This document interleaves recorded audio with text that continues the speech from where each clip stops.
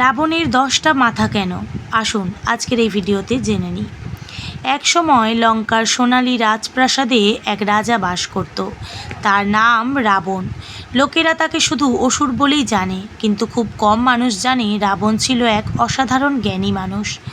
কিন্তু প্রশ্ন একটাই, রাবণের 10টা মাথা ছিল কেন? তার কি সত্যিই 10টা মাথা ছিল, নাকি এর পেছনে লুকিয়ে আছে এক গভীর সত্য? শোনা যায় রাবণের 10টা মাথা ছিল তার 10 রকম জ্ঞানের প্রতীক, 4 বেদ আর 6 শাস্ত্র। সব কিছুতেই সে পারদর্শী ছিল, তার জ্ঞান ছড়িয়ে পড়েছিল চারদিকে। কিন্তু এখানেই শেষ নয়, রাবণের 10টি মাথা ছিল মানুষের 10টি ভয়ঙ্কর দোষের প্রতীকও।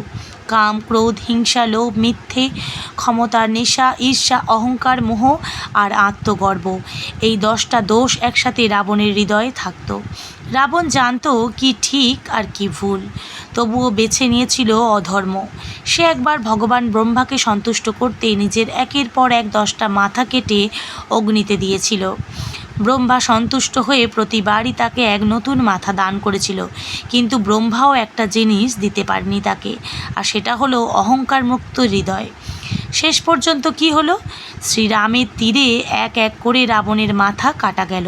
কিন্তু আশ্চর্য, রাবণ তখনও মরছিল না, কারণ যতক্ষণ না তার অহংকারের মাথা কাটছে ততক্ষণ তার মৃত্যু অসম্ভব। শেষ তীরে শেষ মাথা পড়ার সঙ্গে সঙ্গেই রাবণের পতন হলো। এই গল্প আমাদের শেখায় শুধু জ্ঞান বড় নয়, নম্রতাও তার চেয়ে বড়। শুধু শক্তি নয়, নৈতিকতাও তার চেয়ে অনেক শক্তিশালী। রাবণের 10টা মাথা আজও আমাদের প্রশ্ন করে, আমাদের মধ্যে কয়টা মাথা আছে?